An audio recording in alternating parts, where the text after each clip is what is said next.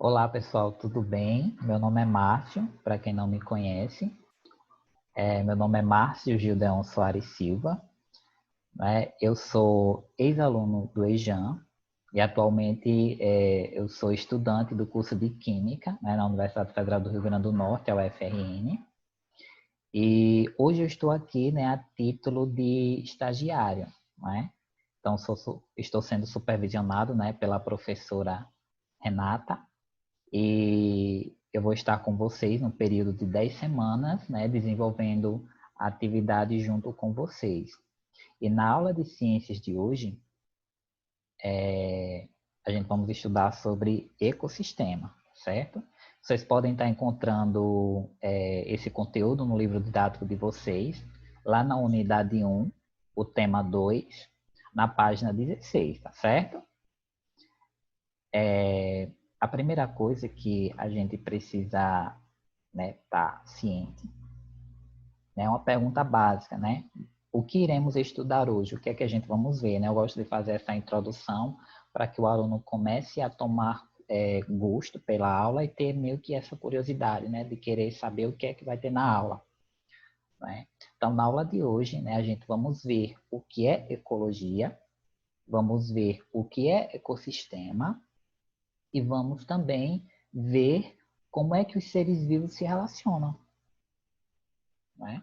Então, é basicamente isso que a gente vamos ver na aula de hoje. Mas, primeiramente, eu vou começar com essa pergunta, né, que eu gosto de estar fazendo, porque eu acho interessante que o aluno ele saiba o porquê ele tem que estudar tal conteúdo, né? Então, gosto sempre de fazer essa pergunta, né? Eu lembro que na aula passada a gente tivemos uma atividade assíncrona e no momento quando eu fazia a revisão, eu perguntei para os alunos o porquê eles tinham que estudar aquele conteúdo, né? E um dos alunos respondeu, é para fazer uma prova, né? Então, nessa aula de hoje, assim como na aula passada, a gente vamos tentar mostrar para vocês que o que vocês estudam em uma escola não é para só uma prova, tá certo? Então, a gente ensina esses conteúdos para vocês, vocês precisam aprender para que vocês possam ter um pensamento crítico sobre diversas coisas que acontecem na sociedade de maneira geral. E, principalmente, né, a gente precisa criar habilidades, né, para que vocês possam estar resolvendo situações, problemas, não é? Atuais da sociedade que vocês vivem. Então, esse é o papel de o porquê vocês precisam estudar. Não é só para responder uma prova e tirar 10. Não é isso. Vocês precisam tomar consciência. A gente vivemos em sociedade, a gente vivemos, nos relacionamos com outras pessoas, nos relacionamos com o ambiente, e a gente precisa ter essa consciência de como é que a gente faz para estar se relacionando com o ambiente e com as pessoas que a gente vivemos. Então, a gente só vamos aprender, né, a nos relacionar e viver de forma harmoniosa quando a gente temos certos conhecimentos, né, sobre o mundo que a gente vive, tá? Então, o porquê que a gente vamos estudar ecologia e ecossistema? Primeiramente, vamos falar sobre os problemas ambientais, né?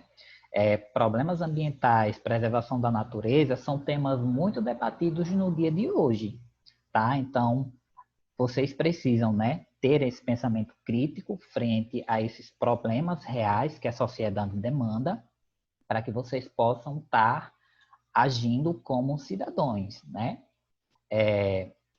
Na sociedade em que vocês estão inseridos, né? Então, o que é a ecologia? Então, a ecologia ela vai ser uma ciência, né, que ela vai se dedicar, né, a estudar as relações entre os seres vivos, como é que os seres vivos se relacionam em determinado ambiente. Então, a ecologia, essa parte das ciências, ela vai ficar responsável para isso, né? E o que é que a ecologia vai nos proporcionar? Ela vai nos ajudar a compreender os efeitos e as ações que nós, seres humanos, as ações que nós, seres humanos,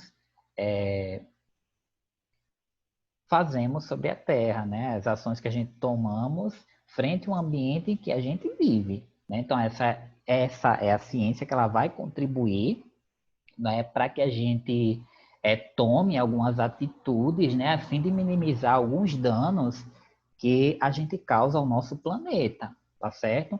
Então, esse é um dos motivos de porquê a gente temos que estudar ecologia e ecossistema, não só ciências, mas todas as disciplinas de modo geral, que elas vão trazer vão abranger uma área específica de conhecimento, tá? Então, na aula passada, né, quando eu fiz essa mesma pergunta, por que a gente temos que estudar determinado conteúdo, no caso era as estruturas da Terra, né, a litosfera, a hidrosfera e a atmosfera, né, então eu tentei trazer, né, essas três imagens, não é, que ela visa apresentar, né, os efeitos das ações humanas sobre o ambiente em que vivemos. Ou seja, qual é o efeito das ações do homem sobre a atmosfera, ou seja, a geração de poluentes, não é? Qual é a ação do homem sobre o ambiente, a hidrosfera, né? É a questão da poluição aquática, né? Colocar lixo em locais inapropriados, né? Qual é a ação humana, os efeitos da ação humana sobre o ambiente da litosfera, né? O ambiente terrestre, né? Justamente essa questão de se colocar poluentes no ambiente em que a gente vive, né? Por exemplo, a imagem está retratando lixos, né, em locais inapropriados, né? Então, a gente precisamos ter consciência, né? Tomar consciência das nossas ações que a gente temos frente ao ambiente em que a gente vive. Então, a gente precisamos tomar essa consciência, né? Precisamos se conscientizar. Né? Um processo de conscientização não é do dia para a noite, né? É um processo. E aí agora a gente vamos refletir sobre o ambiente que a gente vive, não é? Onde é que vocês estão inseridos? Não é? Qual é a cidade que vocês moram? Qual é a região que vocês vivem? Né? Então, eu quero que vocês reflitam, não é, sobre esse processo. Né? Vocês são alunos do sexto ano da Escola Estadual João Alves de Melo, o EJAM. O EJAM ele está situado na cidade de Bom Jesus. A cidade de Bom Jesus ela está dividida em zona urbana e zona rural. Né? Por este motivo, temos alunos no sexto ano que moram na zona urbana e temos também alunos que moram na zona rural. Não é? Então, eu quero que vocês parem para pensar como é que vocês se relacionam com o ambiente que vocês vivem. Não é? Como é que um aluno da zona urbana, eles se relacionam com o ambiente que ele vive? Como é que um aluno da zona rural ou do campo, eles se relacionam com o ambiente que ele vive? Será que essa relação que existe entre esses diferentes alunos, seja ele que mora na zona urbana ou na zona rural, são iguais? Então, quero que vocês parem para pensar e refletir um pouquinho de como é essa relação, tá certo? É mais uma parte introdutória para que vocês comecem a pensar. Né? Então, eu recomendo que vocês pausem o vídeo, né, nesse momento, vocês comecem a tentar pensar, né, como é que vocês, como é a relação que vocês têm com o ambiente que vocês estão inseridos. Não é porque vocês precisam refletir, porque a gente sabe que a maneira que eu me relaciono no ambiente que eu vivo é totalmente diferente da maneira que o outro colega, né, ele se relaciona no ambiente que ele vive, dependendo do local onde ele está inserido. Então, quero que vocês façam essa reflexão, tá? E aí, agora, a gente vamos iniciar a nossa aula, tá? Então, a pergunta é, o que é ecologia, certo? Ecologia, ela é uma palavra derivada de duas outras palavras gregas, né? Eco, ele vai vir do grego oikos, que significa casa. Elogia, ele vem do grego logos, que significa estudo. Então, de modo grosso, né, de modo mais superficial, a gente vamos ver que a ecologia seria, portanto, um estudo da casa ou lugar onde a gente vive, né? Então, a ecologia ela vai estar ali responsável por estudar o local onde cada ser vivo mora, entendeu? Em linhas gerais, né, o que seria ecologia? Então, ecologia vai ser as ciências, né, que vai estudar a interação entre os componentes vivos e os componentes não vivos de um ecossistema, né? Então, como vimos anteriormente, a ecologia ela vai estar preocupada, né, em estudar como é que os seres vivos se relacionam com os seres não vivos, né? Que no caso são os componentes não vivos e os componentes vivos. E aí a gente temos aqui ecossistema. Então a gente precisamos saber o que é um ecossistema. A gente já sabe o que é ecologia, né? Que é uma ciência que ela vai estar preocupada em estudar essa interação entre os componentes vivos e não vivos, né? E o que é ecossistema? E aí a gente vem para ecossistema, né? Ecossistema vai ser um conjunto formado por componentes vivos e pelos componentes não vivos de um ambiente, tá? E aí a gente vemos para as duas perguntas. O que é um componente vivo de um ambiente? O que é um componente não vivo de um ambiente? Isso a gente vamos ver agora, tá certo, gente? Então vamos observar aqui essa imagem, tá? Componente de um ecossistema. Então vocês podem estar vendo, tá? Vocês podem estar vendo aqui nessa imagem, tá? A gente temos uma imagem tipo uma floresta, né? E a gente pode perceber que a gente temos aqui vários seres vivos, ou seja, componentes vivos. E também temos presente aqui componentes não vivos, né? Então aqui agora a gente vamos diferenciar o que é um componente vivo e o que é um componente não vivo, né? Então, componente vivo a gente pode considerar como sendo uma árvore, os insetos e os animais que ali estão presentes naquela região, naquele ambiente, né? Então, os componentes vivos também são chamados de componentes bióticos. Vocês podem ver nos livros didáticos tanto componentes vivos ou componentes bióticos, vão ser a mesma coisa, né? Quando se fala de componentes vivos e componentes bióticos, a gente vamos estar falando dos seres vivos que estão presentes ali naquele ecossistema, tá certo? Por outro lado, a gente vamos ter os componentes não vivos, né? Que é, por exemplo, o ar que a gente respiramos, a luz do sol, a água da chuva, a parte mineral do solo, a água e as rochas. Então, esses são os componentes não vivos do ambiente, tá? Os componentes não vivos, eles também podem ser chamados de componentes abióticos, né? Então, quem são esses componentes abióticos, né? Vão ser os fatores físicos e químicos que vão estar ali presentes naquele ambiente, como, por exemplo, a temperatura, tá? Sobre o ecossistema, tá? O ecossistema, ele surgiu lá no século XX, né, para trazer essa ideia de integração e interdependência entre os seres vivos do ambiente. Ou seja, a gente precisa aqui compreender que existe uma interdependência entre os seres vivos, ou seja, um ser vivo, para sobreviver, ele precisa de outro, tá certo? Então, por exemplo, eu trago aqui a formiga, né? As formigas, né, elas vão necessitar de quê? Das plantas para sobreviverem. Do mesmo modo que as plantas, elas vão necessitar das formigas. Por quê? Porque as formigas, elas agem como se fossem agentes polinizadores, não é?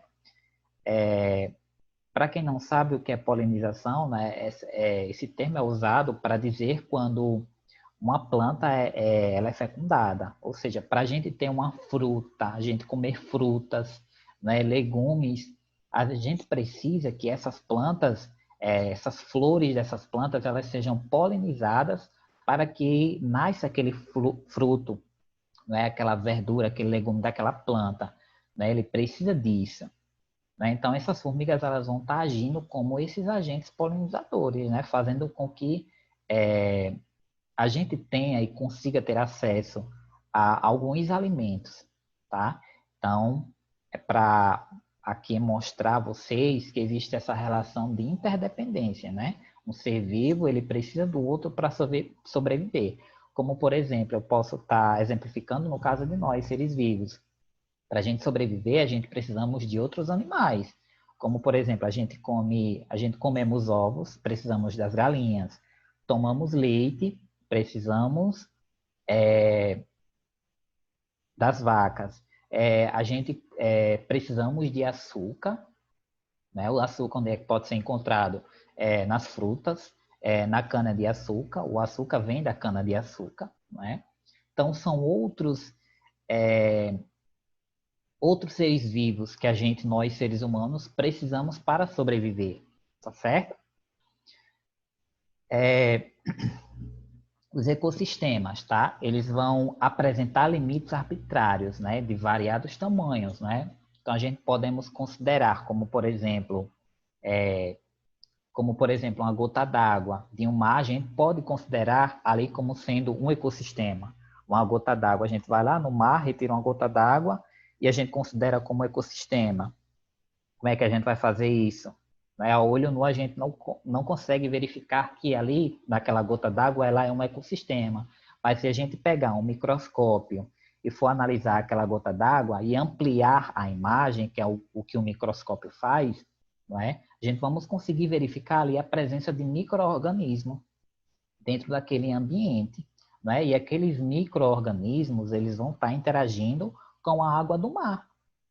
A gente vimos que a interação de um fator biótico com um abiótico, né, vai ser caracterizado como um ecossistema. E aqui a gente vamos ver nessa gota de água que os seres vivos que estão ali presentes, eles estão interagindo com a própria gota da água, que é um fator abiótico.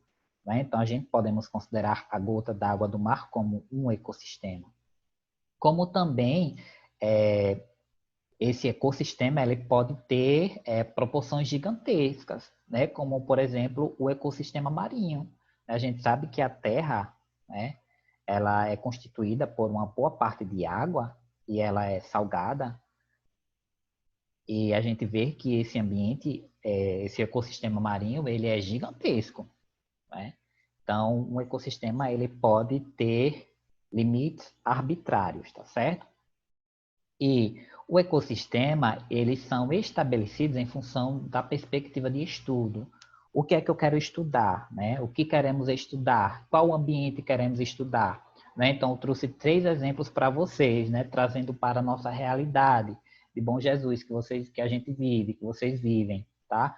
O ecossistema da Lagoa de Panelas. Se eu quero estudar o ecossistema da Lagoa de Panelas, então eu vou estar estudando qual é a relação que que aqueles seres vivos que habitam ali a Lagoa de Panelas, elas interagem com os fatores abióticos, não é?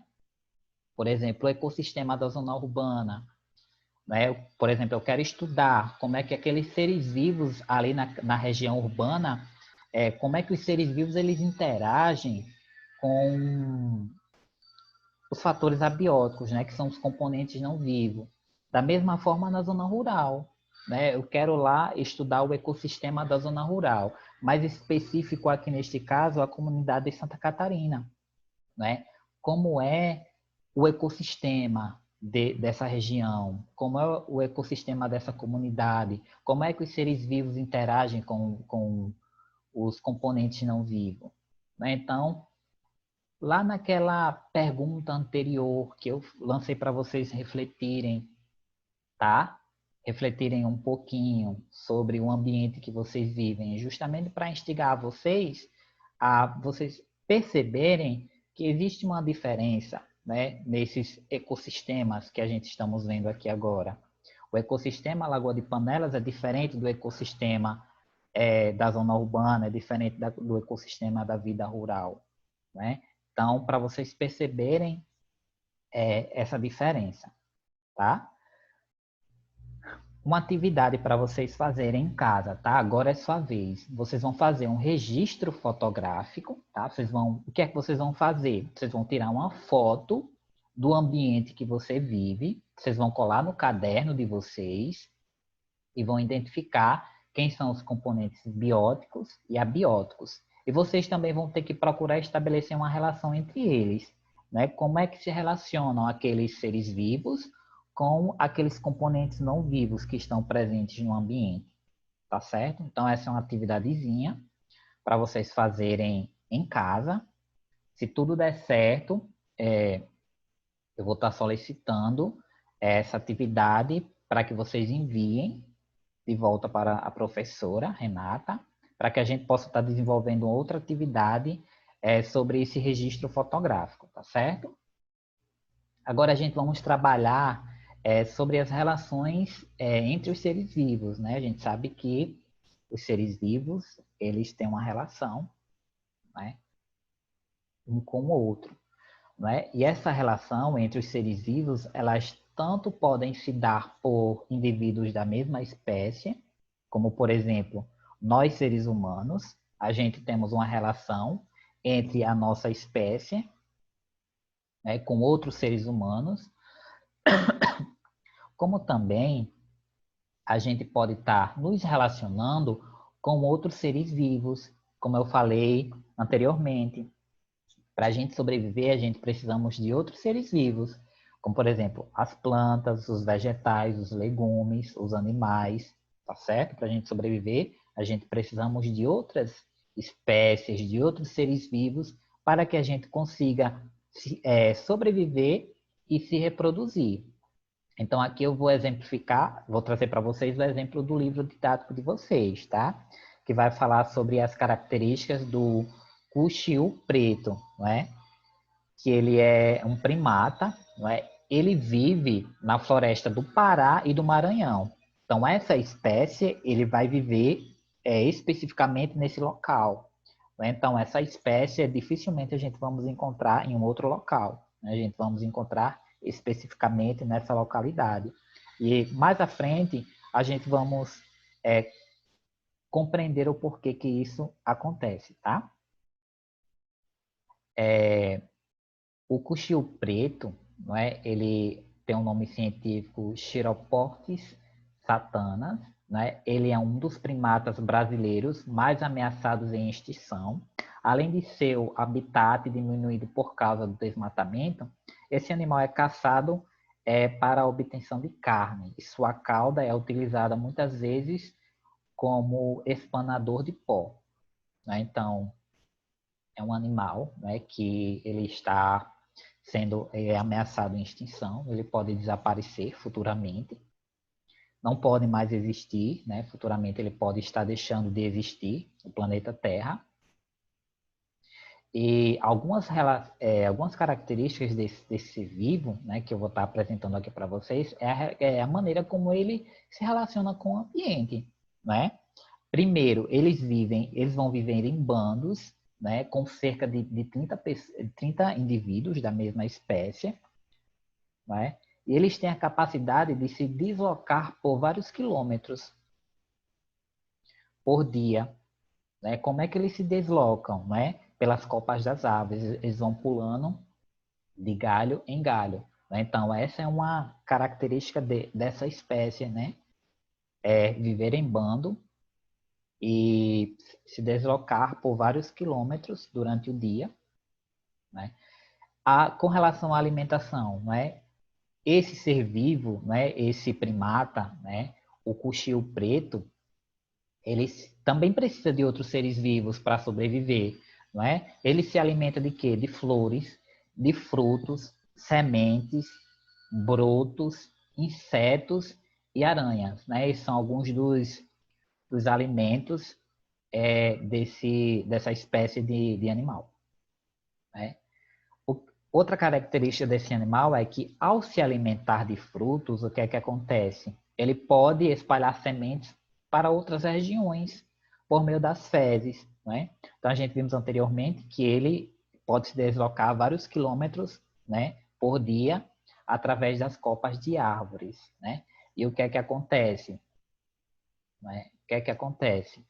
E aí eles vão estar lá se alimentando no meio do caminho e eles acabam comendo algum fruto, alguma semente.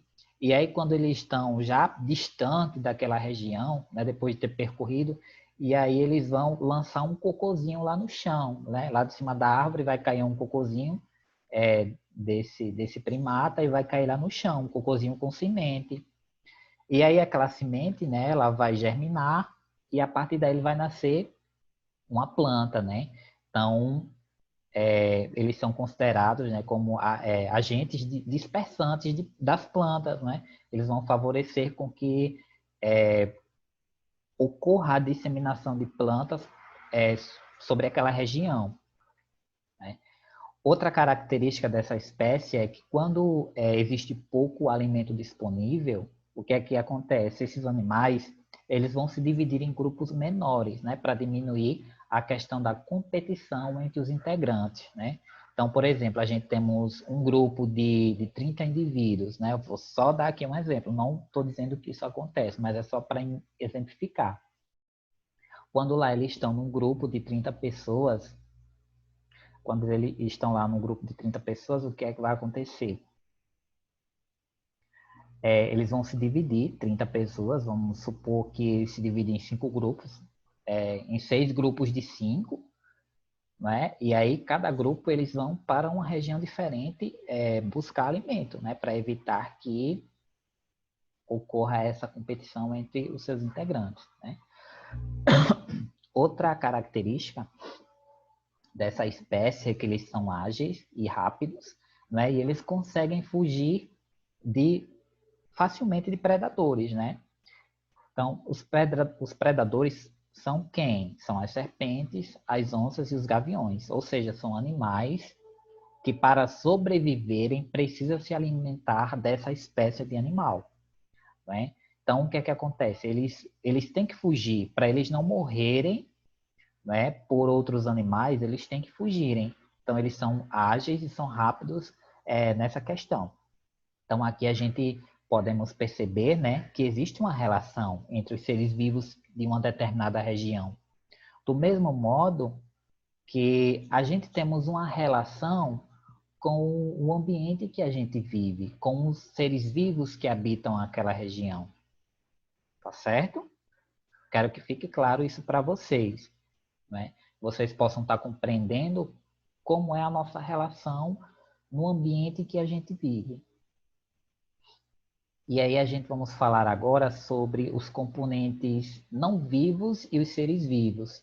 Tá? A gente sabe que ecossistema, né, estuda essa relação, né, entre os componentes não vivos e os seres vivos, tá? Então, os seres vivos se relacionam com os componentes não vivos dos ambientes onde vivem, como, por exemplo, a quantidade de disponibilidade de recursos físico-químicos. Um exemplo para vocês, eu vou trazer o excesso e escassez de água, né? Nós, seres vivos, a gente precisamos de água. A água é o quê? A gente vimos anteriormente que a água ele é um fator abiótico, né? Então, nós, seres humanos, a gente precisamos de água para sobreviver. Os seres vivos, de maneira geral, precisam de água para sobreviver, não é? Caso contrário, a gente não caso contrário, né? Se a gente tiver água em excesso, também isso vai ser água em excesso para os seres vivos também é uma coisa prejudicial. Como, por exemplo, nós seres vivos, se ingerirmos água em uma quantidade superior ao mínimo recomendado, né, a gente vamos ter problemas de saúde. Da mesma maneira, as plantas, né, que precisam de água para sobreviverem, existem algumas plantas que só sobrevivem se tiverem alguma quantidade de água, como por exemplo o arroz, né? Mas existem plantas que, se tiver um excesso de água, ou seja, tiver um ambiente alagado, uma plantação alagada, aquela plantação ela vai morrer, porque ela não está num ambiente apropriado, né? Então, dependendo da quantidade ou disponibilidade de recursos, no caso os físico-químicos, que são os componentes abióticos, se tiver em excesso ou em escassez, né, a gente vamos ter alguns probleminhas, tá? Um outro exemplo, né, dessa relação de fatores abióticos e bióticos, né, a gente podemos citar o exemplo da questão das florestas, tá? As plantas, né, elas podem diminuir a passagem da luz solar, alterando a luminosidade e a temperatura do nível do solo. Então, o que é que acontece? Em florestas muito densas, onde existe uma grande quantidade de árvores, né, suas copas são altas, grandes e gigantescas. Isso vai fazer com que a luz solar não chegue ao solo. Então, essa imagem, vocês podem estar percebendo aqui, que essa imagem ela trata justamente disso. A gente pode perceber, né, que existe uma pouca quantidade de luz chegando ao solo, né? Isso justamente por causa das copas das árvores que são altas e volumosas, né? Os seres vivos, né, a gente vimos anteriormente que os componentes abióticos podiam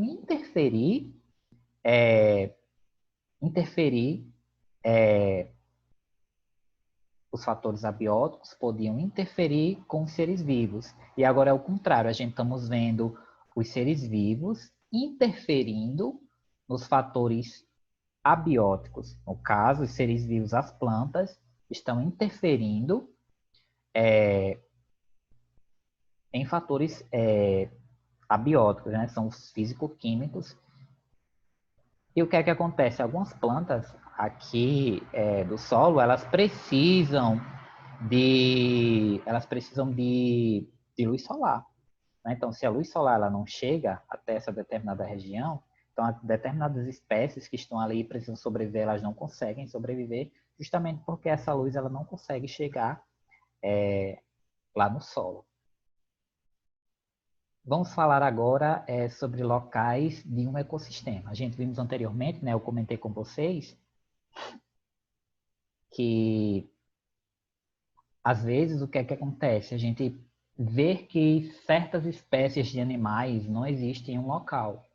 Como, por exemplo, aqui no Brasil. Alguém já viu leão aqui no Brasil? Leão habita aqui no Brasil. Girafa, existe girafa aqui no Brasil? A gente sabe que só existe em zoológicos, né? Mas viver no ambiente brasileiro, a gente sabe que certas espécies não habitam. Mas por que que isso acontece? Aí a gente vamos ver agora, tá? Porque existem locais específicos com condições específicas e favoráveis para que determinada espécie de animal ela consiga sobreviver. Como, por exemplo, o urso polar.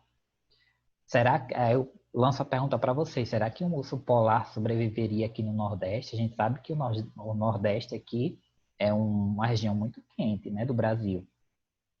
E o urso polar, ele mora onde? Ele habita onde? Habita os extremos, né? Mais específico, o Círculo Polar Ártico, né? Lá no Polo Norte. E o que é que acontece? Lá é um ambiente muito gelado. Então, talvez se ele viesse para cá, ele não sobrevivesse, né? A um ambiente tão hostil como e diferente do dele, tá? Então, o primeiro local do ecossistema que a gente vamos tratar é a questão do habitat. Então, o que é o habitat, né? O habitat, ele é caracterizado por ser o lugar de onde uma espécie vive. Ou seja, a gente vamos ver que para ele ser um habitat, né, ele vai ser caracterizado como um local onde determinada espécie ele vai viver. Então, cada espécie ele vai viver em um local diferente. Ou seja, é o habitat dele natural, é o ambiente onde ele vive, tá certo? Então, exemplo para vocês, eu trouxe a Vitória Régia, né, elas são o habitat dessas plantas, né, são lagos e as matas alagadas da Amazônia. Enquanto que o habitat do panda vão ser o quê? As florestas de bambu das regiões montanhosas lá da China e do Vietnã. A gente temos panda aqui no Brasil, morando aqui no Brasil, vivendo aqui no Brasil? Não, a gente só encontra em zoológico, né? Um outro local que a gente, por assim a gente pode se dizer, né, é chamado nicho ecológico. Né? Então, o que é o nicho ecológico, né? Que local do ecossistema é esse? Né? Então, é um local que vai ter um conjunto de condições em que um indivíduo ou uma população de uma determinada espécie, ela vai viver e se reproduzir, né? Pode-se dizer ainda que o nicho ecológico é um modo de vida de um organismo na natureza. Esse modo de vida inclui tanto fatores físicos, como a umidade, a temperatura, quanto os fatores biológicos, como o alimento e os seres que se alimentam desse indivíduo. Ou seja, né, esse local chamado nicho ecológico, né, é um local apropriado com vegetação, temperatura, umidade e alimentos necessários para que aquela espécie de animal ele consiga se reproduzir e consiga viver, tá certo? Então, como eu falei anteriormente, o lá no polo ártico, o círculo polar ártico, né? Lá tem o polo norte, né? Temos o polo norte, não, temos o urso polar. E lá ele tem o ambiente dele, lá é o local que ele vive, né? Lá tem a vegetação que ele precisa se alimentar, tem a temperatura adequada para ele viver, tem a umidade adequada, tem os alimentos e os nutrientes adequados para que aquela espécie, para essa espécie de animal, ela possa se reproduzir. E caso uma determinada espécie, ela esteja em um local diferente, né, talvez ela não consiga sobreviver àquele determinado local. Ou se não conseguir sobreviver, ela pode causar um impacto ambiental naquele local. Né? Então, o nicho ecológico, né, não é bem um local, mas é um local, não é bem um local, mas é um local que tem essas condições, né, favoráveis para que o indivíduo ele consiga se reproduzir e se alimentar. Um outro que a gente podemos chamar de locais, né, não é bem específico um local, mas podemos falar também questão da população. Não é o que é a população, né? Indivíduos de uma mesma espécie que vivem em uma determinada região. Ou seja, se eu tenho uma espécie que vive em uma determinada região, como por exemplo o urso polar que eu citei anteriormente, eles vivem aonde? Eles vivem no círculo polar ártico, no polo norte. Então a gente vamos considerar que todos os ursos polares que moram ali naquela região vão ser considerados como uma população, não é? Temos também o exemplo, a onça-pintada, né? Elas habitam a região do Pantanal. Então, todas as onças que estão ali que se encontram ali no Pantanal, né, elas são chamadas de população, do mesmo modo que também as capivaras que se encontram ali naquele Pantanal, né, eles vão fazer parte de uma outra população, tá? Já que são outra espécie. Então, quando a gente se trata de espécies diferentes, a gente estamos falando de populações diferentes, certo? Quando a gente fala de população, a gente estamos falando de um indivíduo da mesma espécie, tá certo? Outro exemplo que eu posso estar citando aqui para Bom Jesus, nos referindo à cidade de Bom Jesus, né? Quando eu falar a população de peixe de Bom Jesus, né? A gente vamos estar se referindo às espécies de peixes que vivem na região de Bom Jesus, né? A população de aranha, a população de cobra, né? Que vivem lá, né, na região onde a gente mora, né? Bom Jesus. Não é? A população de seres humanos, né? Vamos estar nos referindo à espécie humana que habita lá a região onde nós moramos, né? E entre outras espécies que a gente podemos estar citando. A comunidade, agora a gente vamos falar da comunidade, tá? Comunidades são todos os seres vivos de um determinado lugar que mantêm uma relação entre si, tá? Ou seja, a gente temos aqui um exemplo, tá? Da comunidade do mar. Ela é composta pelo quê? Por peixes, algas, plantas e outros seres microscópicos, né? Enfim, todas as populações existentes, né? Então a gente sabe que nesse ambiente marinho. Nesse ecossistema marinho, existem várias populações habitando essa região, esse ecossistema. E daí, quando a gente tem várias populações, né, várias espécies habitando uma determinada local, né, a gente vamos chamar de comunidade. Né? Por quê? Porque existe uma relação, né, entre esses seres vivos, né, que habitam essa região. Então, quando esses seres vivos de várias populações interagem entre si, né, a gente vamos estar chamando de comunidade.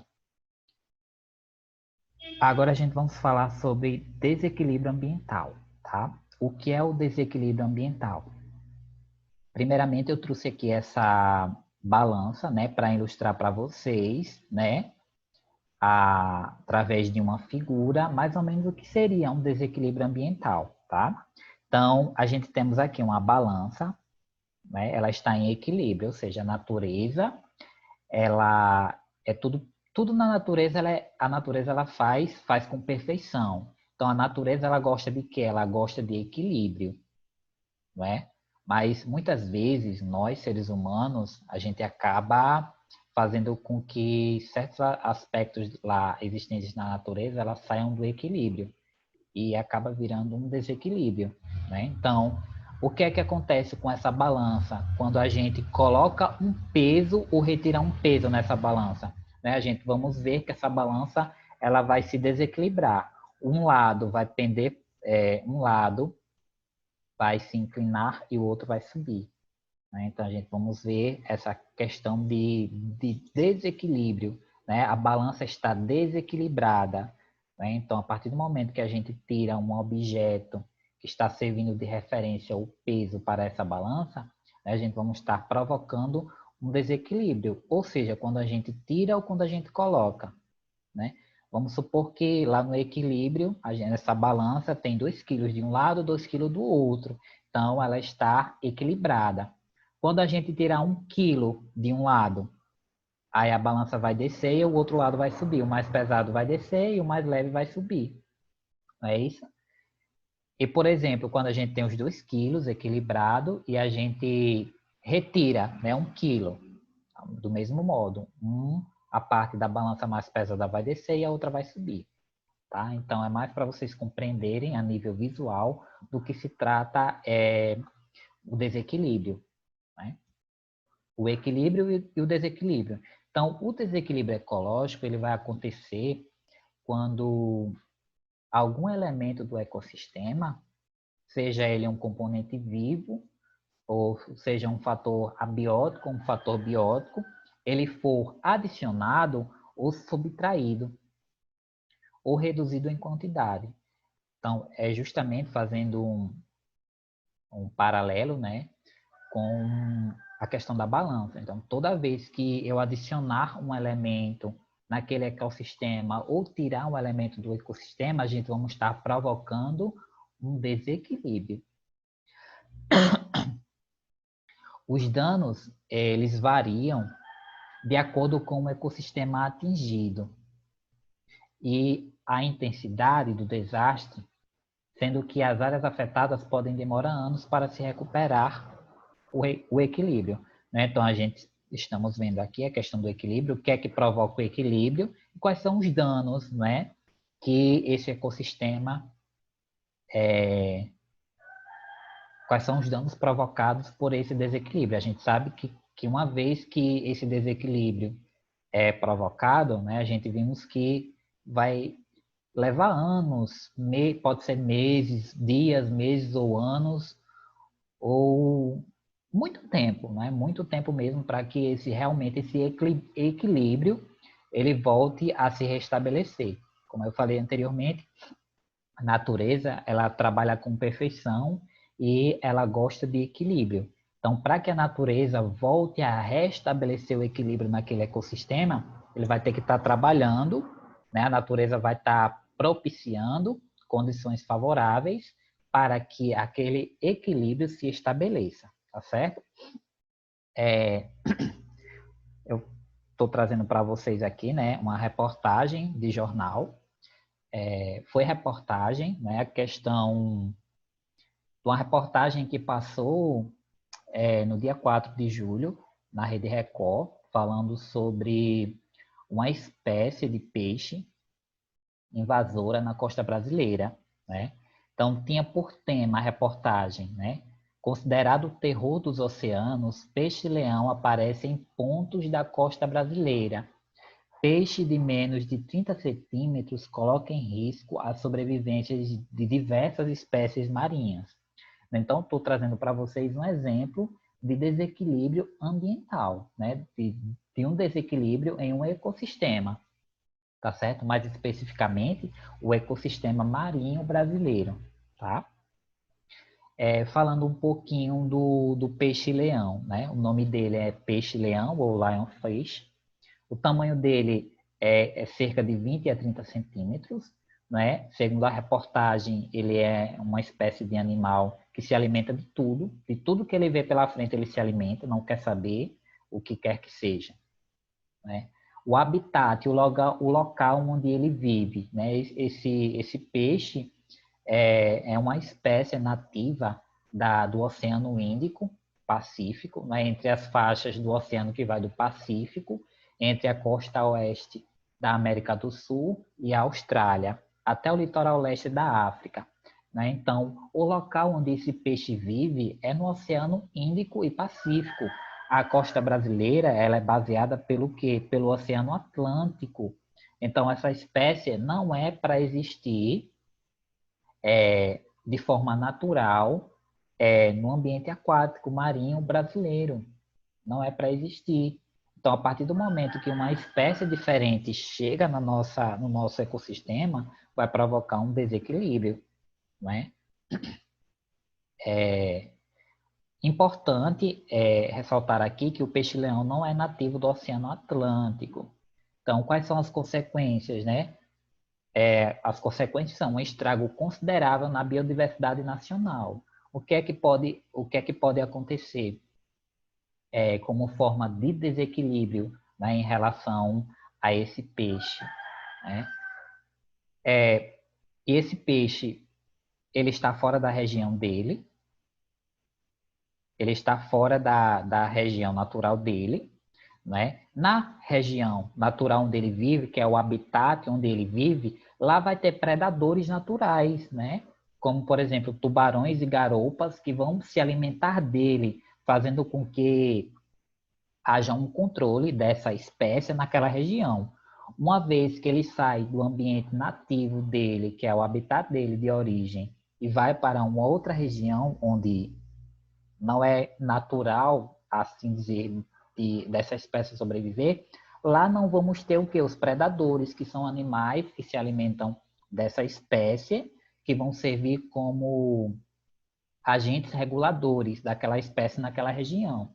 Então, o que é que vai acontecer? Como aqui na região, no Oceano Atlântico, não temos predadores que se alimentem desse animal, a população desse animal tende a crescer.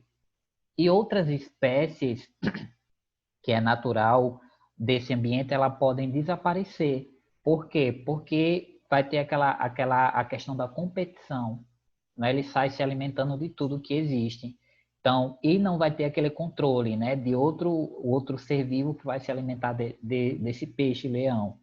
Então, a tendência é que a espécie dessa população de peixe aumente, prejudicando, né, a biodiversidade natural nacional, né, que se encontra no Oceano Atlântico, mais específico no ambiente marinho brasileiro, né, diminuindo, né, a biodiversidade da nossa região.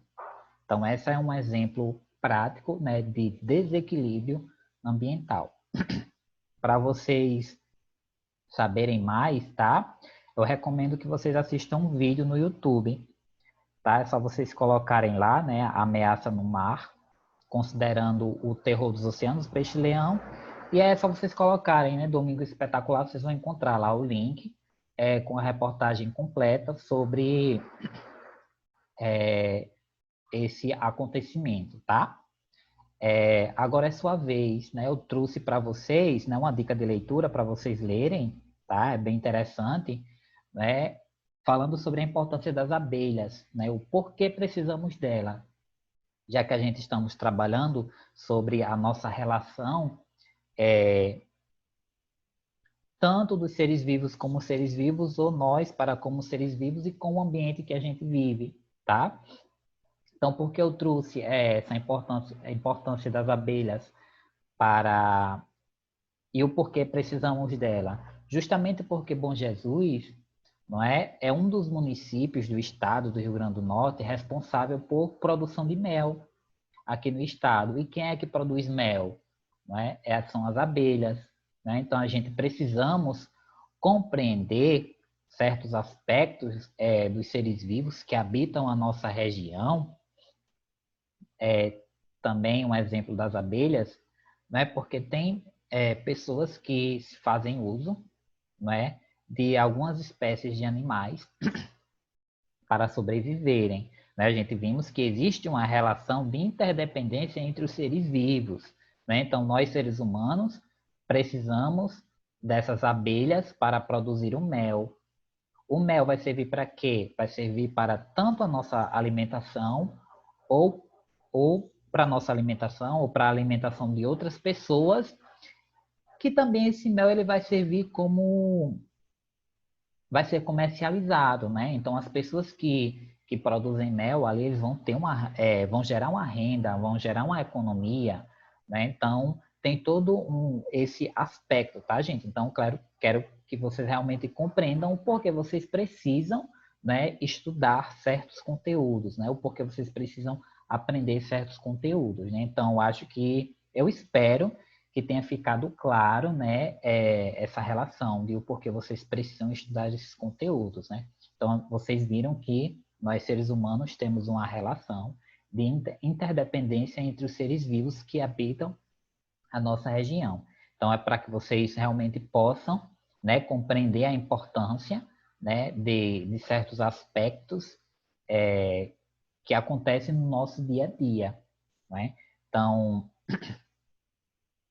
que eu trouxe para vocês, né? Como, por exemplo, as situações problemas, né? Eu falei para vocês no início do texto de o porquê, no início da aula, né? Falei para vocês o porquê a gente precisa aprender, né? Eu deixei claro, né, que é para a gente se tornar uma pessoas críticas e criar habilidades necessárias para resolver situações, problemas do nosso cotidiano, do nosso dia a dia, da nossa sociedade. Né? Então, um problema, né, que a gente enfrenta na nossa cidade, né, justamente é essa produção de mel. Né? Então, como é que a gente, para que vocês possam refletir um pouquinho, né, para essa realidade, como é que a gente pode contribuir, né, para o ambiente que a gente vive? Né? Como é que a gente pode resolver esse problema, né, da produção de mel? Será que a gente pode melhorar? Então, para que vocês possam estar refletindo sobre esses impactos ambientais, né, do nosso dia a dia, tá? Então, vale a pena vocês estarem dando uma lida sobre esse texto, achei bem interessante. E esse texto tem tudo a ver com o que a gente estudamos na aula de hoje, tá certo? E é isso, né, gente? Então, eu me despeço de vocês aqui. Nossa aula termina aqui. Muito obrigado a todos e bons estudos, tá? Nos vemos na próxima aula. Boa tarde, boa tarde, bom dia, boa noite. Não sei que horário vocês estão assistindo esse vídeo, mas mais uma vez obrigado e bons estudos.